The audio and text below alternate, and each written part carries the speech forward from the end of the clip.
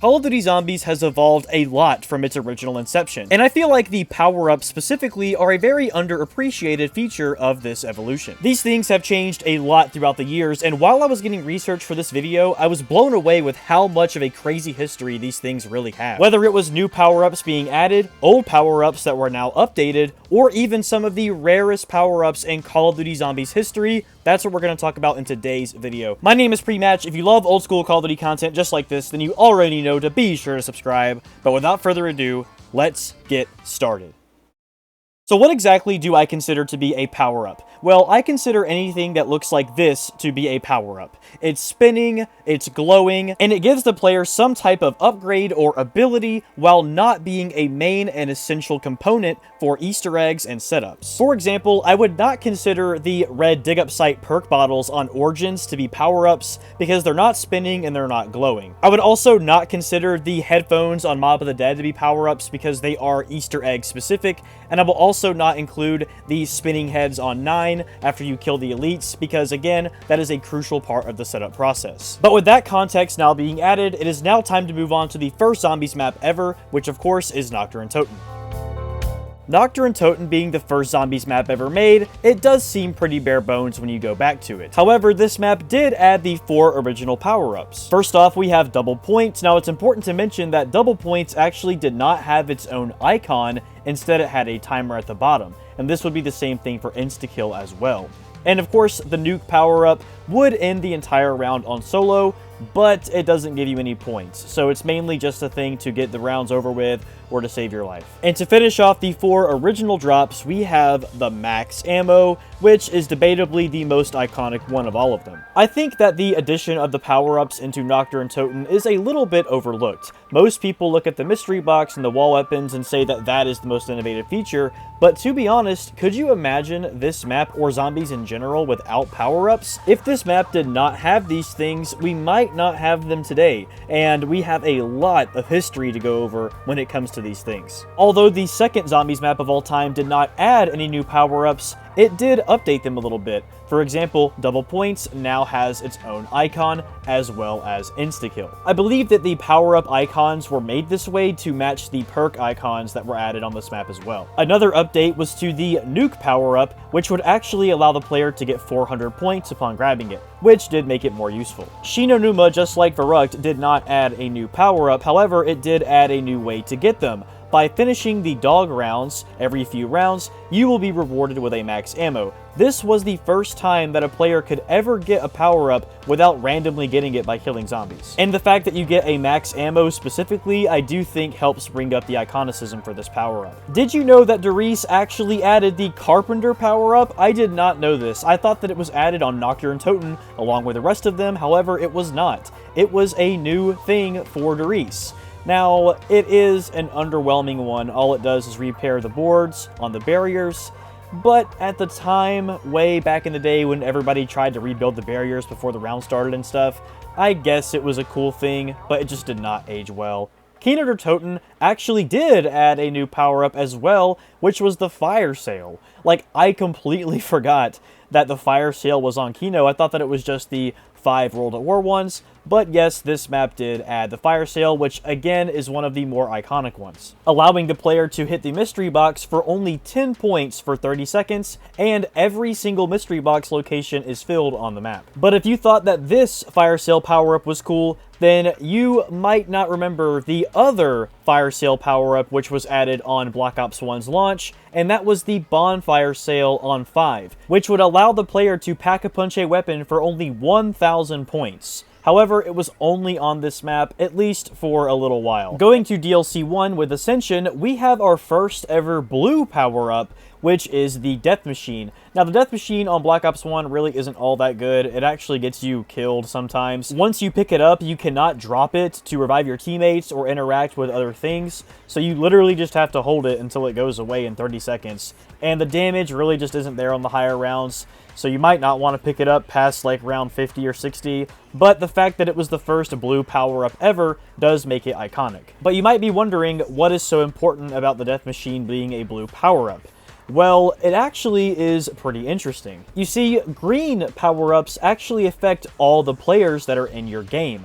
when the blue power-ups only affect the person that grabs them. Not only was this the first blue power-up, but it would be the first time that we ever had anything other than green. And trust me, we're going to get to a bunch of other colors of power-ups later on. But this was not the only new power-up added on Ascension, because we also have the random perk power-up. And what is so special about this one specifically is it was the first time that a player could get more than 4 perks in a zombies match because it overrides the 4 perk limit. And this power-up specifically was the first one to not randomly drop from zombies like all the other ones did. You had to do some type of specific task in order to get it. Like, for example, on Ascension, killing the monkeys before they attack your perk machines. On Call of the Dead, you can actually get a Wonder Waff by picking up the Death Machine power-up, and it will last until you run out of ammo. But you can only get it if you have killed George Romero after completing the Easter egg, so it's a little rare. I didn't necessarily think that I had to bring up the Shangri-La monkeys, but I thought that it was cool enough to bring it up. So basically, this was the first time that you could ever change the power-up that you got if you didn't want it. For example, as you can see here, I have a double points, and I don't want that. I instead want a max ammo, and look at that baby, I was able to change it. This would be a thing that would show up from time to time after this map, but since this was the first one to do it, I thought that I had to mention it. But going over to Moon, this is where things get really, really interesting when it comes to power-ups. This piece of equipment that you see here, the Quantum Entanglement device, allows for a multitude of different power-ups to spawn in. One of those power-ups is the Random Weapon power-up, which only works for one player, but as you can see here, I literally got a M72 rocket launcher from a random QED throw, and it spawned in that power-up. This works for every single weapon in the mystery box, and it can either be pack-a-punched or non-pack-a-punched. It is completely random. But this is not the only type of power-up that you can get from the QEDs, because there are literally a ton of different power-ups you can get when you throw one of these things. Like, for example, you can get your typical max ammo, carpenter, nuke, insta-kill, double points, fire sale, and death machine. But did you know that this map didn't just have power-ups in the QEDs, but it also has a thing called power downs. The power downs were the first time that we ever saw a red power-up on Call of Duty Zombies. Now, these things would come up, here and there throughout the years. They are very rare, but yes, red power-ups do exist. What the red power downs do is they basically are just the anti-versions of the green power-ups. Like, for example, the red max ammo power down drop will make you lose all of your ammo in your current weapon if the zombies grab it. And yes, you heard that right, the zombies actually go after these power downs because, after all, they negatively affect you in the complete opposite way that your power-ups negatively affect them. The power down drops include the anti-perk bottle, which, when the zombies grab it, will just get rid of a random perk for you, which is pretty crazy. However, this does not affect players who have completed the Easter egg and got all the perks for doing so. There is an anti-bonus points power-up, which is a red power down that the zombies can again go after, and if they pick it up, all players lose a random amount of points, or all of their points at once, which is pretty harsh. I am convinced that probably 95% of all people who have ever played Moon have no idea that the power downs exist. And it's because not only can you only obtain them from QEDs, but once you throw it, it still has a very low chance of spawning. So it's one of those little weird novelty things that are forgotten about this map, and I think that it is so interesting that it exists, but no one knows about it. The red power-ups or power downs are very rare, and they are much less known than the typical green and blue ones, but this would not be the last time that we ever saw these things. Black Ops 2 Zombies released with Transit, and although this map was very innovative at the time, it actually did not add any new power-ups. Well, not really. You might say, okay, well what about perma-perks? Are those power-ups? Well, technically they're not, because they're actually considered persistent upgrades. If you guys want to watch an entire video about perma-perks in Black Ops 2 Zombies, I actually made a video about those as well, but let's get back to the power-ups. If you guys were fans of Black Ops 2 Zombies back in the day, then I'm sure you know about the bank. Now, the most known feature of the bank is the fact that you can store a lot of points in it for later games, but did you also know that you can actually share points in the bank as well? As you see here, there is a blue bonus points power-up, power-up, which will be activated by the player galvanucking these keys behind the counter. And any player can pick up this power-up and then take all those points that you put into it. It can go upwards of 250,000 points as well, which is pretty insane. And yes, it is a blue power-up, meaning that only one player is affected upon this, because if it was a green power-up, this would be ridiculously overpowered. You can do this on both Transit and Buried, however, you cannot do it on Die Rise, even though it has a bank. Origins added a new blue power-up, which was called Zombie Blood. Now, Zombie Blood, to be honest, really isn't the most impactful power-up of all time. It only affects one player, and it makes you invisible to all zombies for 30 seconds. Throughout general play, it's not that useful. Yeah, sometimes it can save your life, but it's really only used for Easter eggs, to be honest. So yeah, it's a good power-up, but looking back, it really just wasn't as good as people said it was. However, it is necessary to get the red dig-up sites to get more perk slots, so I guess it is pretty useful for that, but whatever. Origins also added the first ever naturally occurring bonus points power-up. Now, it didn't give you that many points, but it was still kind of cool. But we gotta talk about the nuke. So, the nuke in Black Ops 2 Zombies, generally speaking, is still a good power-up. It gets rid of all the zombies, and you get 400 points for it. However, when we're going to these more quest-heavy maps that require a bit more of a rigorous setup process, the nuke actually can detriment you. Whether it's getting the snow rounds on Origins, or just not getting enough points while getting set up, the nuke often will get ignored on the earlier rounds on maps like Mob of the Dead and Origins. Some of the older power-ups would begin to start showing their age throughout the years, and they mainly started on Black Ops 2. For example, there is no Carpenter power-up on Nuketown Zombies because there's no barriers on it. And just in general, on all the other zombie maps, people considered the Carpenter power-up to be somewhat useless. All it does is rebuild the barriers on the map, which instantly get taken down, and all you get is 200 points for it. But since we are on Nuketown, did you know that this map features the first ever stagnant power-up? Meaning a power-up which will spawn in at the very beginning of the game,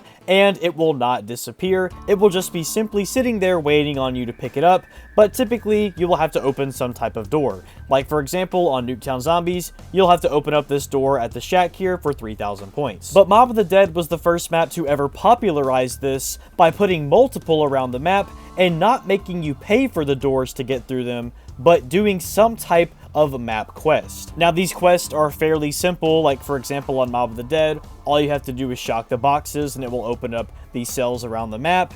But we would see this get a little bit crazier throughout the years. If you thought that Black Ops 2 innovated with the power-ups, well, we haven't even gotten to the crazy stuff yet because we have not talked about the versus modes yet, which are Grief and Turned. This is where things get really weird, and I feel like most people don't even know about some of these. When you go to Grief mode, what is very interesting about this is that the power-ups are not shared between both teams, they are team specific. So as you can see here, this double points will only count for the players on my team and not for the other one. The one exception to this is Fire Sales. Fire Sales on Cell Block Grief are the only, and I mean the only power-up which affects both players. And if you're wondering about the nuke, yes, of course, it kills all the zombies, but only one team will get points for it. And there was also a new power-up added to Grief mode as well, and that was, of course, the Zombie Meat power-up.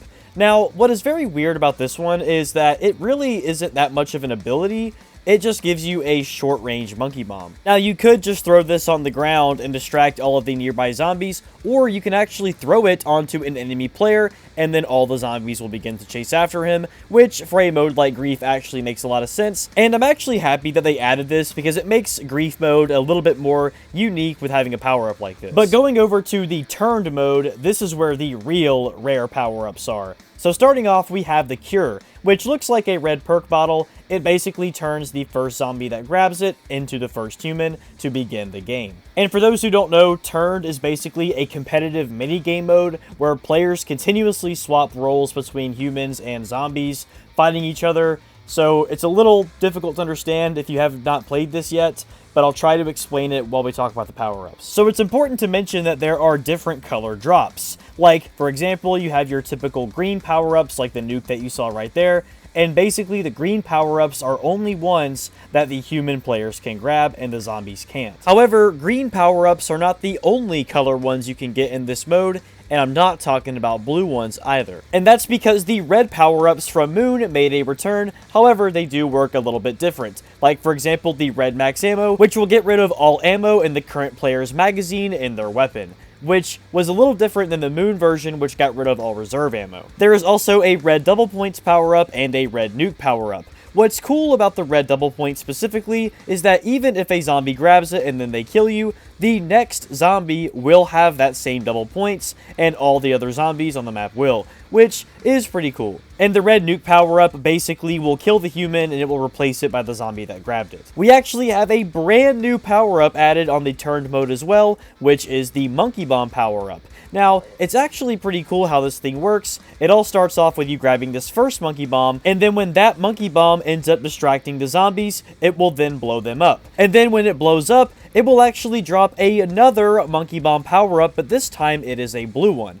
Basically, you can throw these things as many times as you want, and as long as you blow up a zombie with that monkey bomb, then you will end up getting another blue monkey bomb power-up, which is pretty cool. But if you thought that red, green, and blue power-ups were the only color ones that would be on turned mode, then you would be wrong. And that is because this mode also has purple power-ups. This is the only time that purple power-ups are ever seen in Call of Duty Zombies. Now, what exactly do these purple power-ups do? Well, they basically do the exact same thing as the other power-ups. The only difference is that both the zombies and the human players can grab them. Unlike the green power-ups, which only humans can grab, and the red power-ups, which only zombies can grab. There are only two purple power-ups in this mode, which are purple double points and a purple nuke. Now, I tried for over an hour to get a purple nuke to spawn, and I just could not get one, and I only managed to get 3 purple double points power-ups. Meaning that not only are these power-ups exclusive to turned, but they're even rare within the mode. And that makes, in my opinion, the purple power-ups on turned the rarest power-ups in all of Call of Duty Zombies. But we are finally done with Black Ops 2. It is now time to move on to, of course, Black Ops 3. But I gotta give a huge shout out to my friend Inductor. He's the one that helped me get gameplay for Grief and Turned. So yeah, big shout out to him. So Black Ops 3 changed everything when it came to power-ups, and that was because of the introduction of gobblegums. Because with gobblegums, you now have the ability to spawn in power-ups really whenever you want to, as long as you have the gum itself. Now, I think that most people like gobblegums, but some people don't like them because it's basically a pay-to-win feature that allows you to get power-ups whenever you want, when you probably shouldn't have gotten them. But when it comes to new power-ups that were added to this game, it gets a little weird. And that's because of things like the tram fuse. So the tram fuse, in my opinion, is barely a power-up, and that's because it doesn't give you an ability right away. It just allows you to call in a power-up from the tram, which I guess is cool, and it allows you to call in a power-up whenever you want. But I feel like it's not necessary, considering the fact that gobblegums are in the game. I guess it's cool, but the fact that it is random as well makes it not that useful in my opinion, but I guess it is a cool, unique feature. The Death Machine power-up was added back into Dreisendrach from Black Ops 1 Zombies, but it was much better. Not only did it just have more damage, but it actually allowed the player to put the Death Machine away so they could interact with other things around the map, and so they could revive teammates, which was something that Death Machine in Black Ops 1 definitely needed. And for those wondering, yes, this was brought back on Dreisendrach, however, it was retroactively added back to Shadows and the Giant later on. So the Seed power-up from Zetsubou no Shima, again, it's like the tram fuse, but worse, to be honest. And that's because it doesn't have any direct abilities. Yes, you can plant them in the ground, and you can get some stuff from it, like power-ups or cool weapons or whatever, but the fact that you need to plant one of these Seed power-ups in the ground for the Easter egg to get the artillery piece step, in my opinion, makes it more of an Easter egg part that you have to pick up than its own power-up. But when it comes to Gorod Krovi, I absolutely do not count the code cylinders as power-ups, and that is because they are nothing more than a Pack-a-Punch quest step piece. Yes, they look like a power-up in the traditional sense of it glowing, and it's green and everything, I get it. But come on, it's not a power-up. And anything from this point forward that resembles anything close to the code cylinders on Garage Krovi or the seeds from Zetsubo, I will not be mentioning throughout the rest of the video. I just needed to get this point across now because Black Ops 4 Zombies, you know, it gets a little bit crazy. And speaking of Black Ops 4 Zombies, this is the first game that allowed players to be able to share points easily. Yes, you can technically do it on Transit and Buried, but it is much harder to do than this on Black Ops 4. Basically, you can use an elixir to drop 500 points, and then any teammate can come and pick it up. And yes, of course, it is a blue power-up because it would be insanely overpowered if it was a green one. But that doesn't mean that there is not green bonus points power-ups in Black Ops 4 Zombies, and that's because this game is actually the first one which allowed this power-up to spawn in naturally in the regular power-up rotation without having to do some type of step for it. This game also brought back the bonfire sale from 5 all the way back in Black Ops 1, and it's actually much better in this game considering the fact that you have to pack-a-punch your weapon 5 times in Black Ops 4 to get it to its full ability. So yes, this is a very, very good power-up in the game. And speaking of very, very good power-ups in the game, remember that old Carpenter power-up from Derice, which really wasn't all that good? Well, it was a super drop in this game, and that is because it actually repairs your shield in this game, which is huge, considering the fact that every time that you have to get a new shield, you have to pay an increasing cost every single time. This is a complete makeover for the Carpenter power-up, and it is much better in this game. One of the brand new power-ups in Black Ops 4 Zombies is called Full Power. Now, this is a blue power-up as it only works for one person, but what it does is it actually refills your specialist meter all the way to the max to where you can use it again.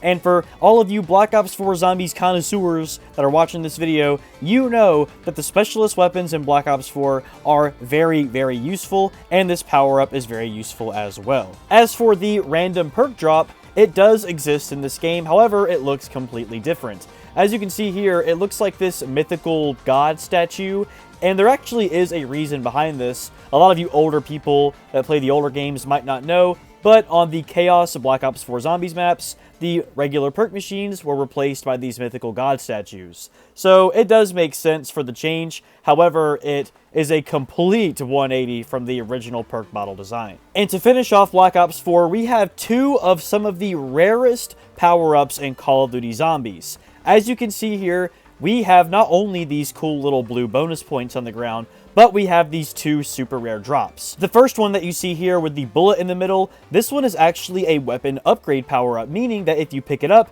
it will actually upgrade your weapon to the next tier, and this is actually kind of a big deal in this game, considering the fact that you have to pack-a-punch your weapon 5 times. And the other one is called Max Equipment, and that's all it does. It's basically just a worse max ammo, because it refills your equipment slot, but it doesn't give you any bullets. So it just seems a little odd. Now, it is important to mention that these 2 power-ups specifically, I believe, are only achievable by completing the challenges on Ancient Evil. Let me know if I'm wrong about that, but after doing some research, there really just is not that much information about these power-ups in general. I mean, like, this is really one of the only times on the internet me talking about them right now where it seems like these things are actually being discussed. So that is how rare these things really are. But alas, it is now time to move over to modern day zombies with Black Ops Cold War.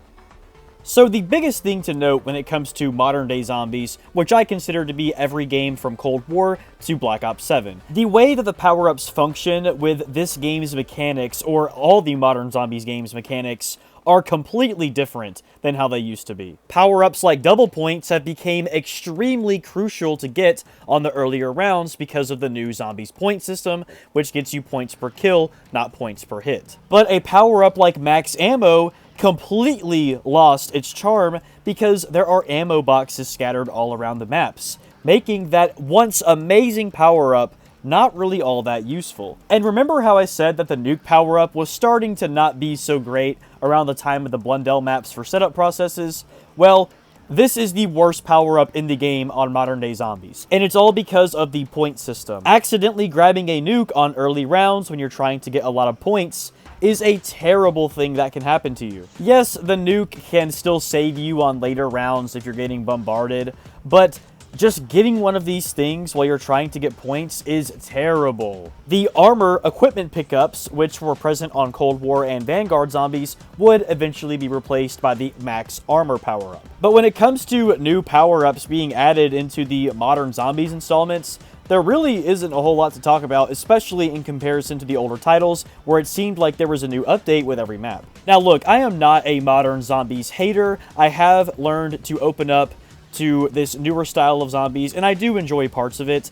It's just, with the whole new Modern Zombies mechanics, these power-ups really just don't feel like they have the same impact as they used to. And who knows what they're going to add in Black Ops 7 Zombies, because at the time of this video's release, we've only had the beta Van Horn Farm map, so who knows what's going to happen in the future. But for now, this basically concludes all of Treyarch Zombies power-up history.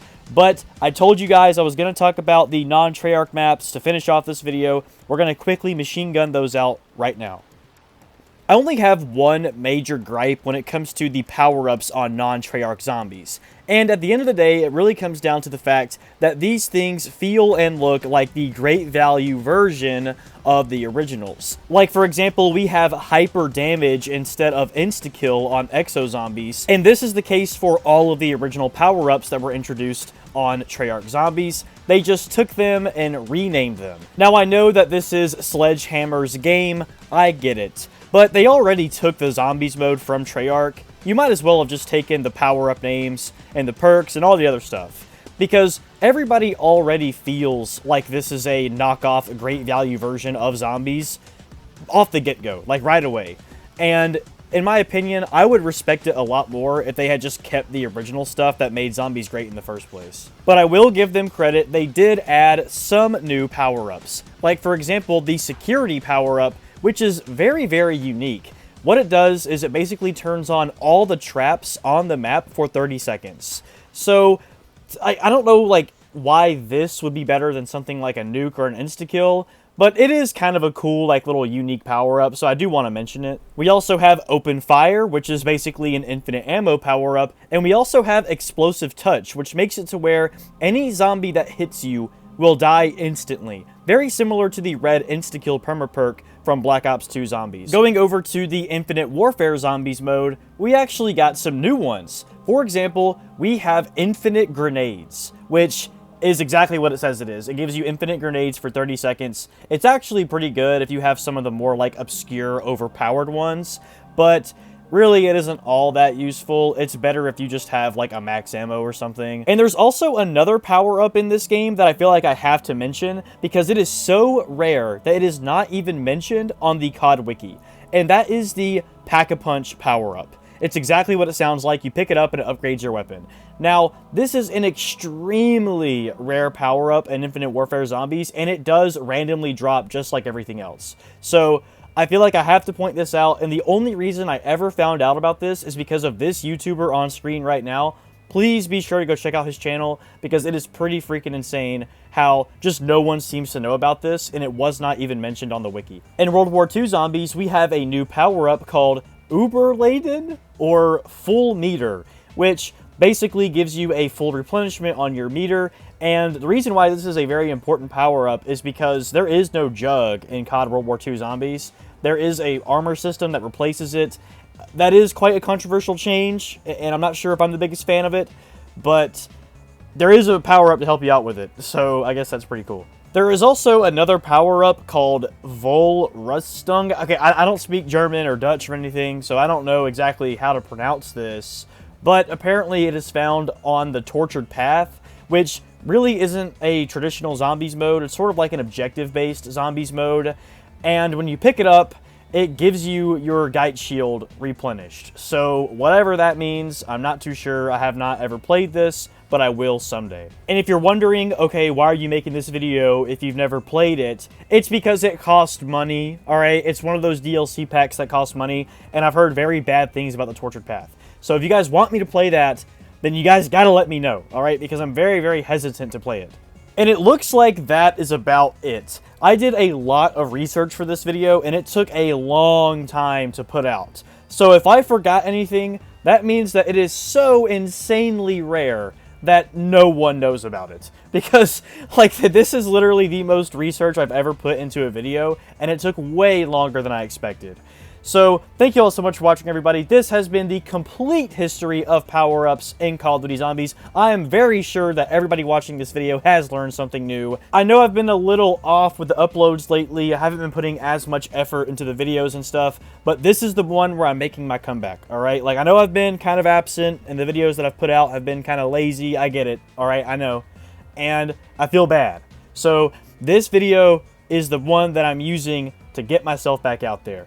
So, thank you all so much for watching, and I'll see y'all in the next one.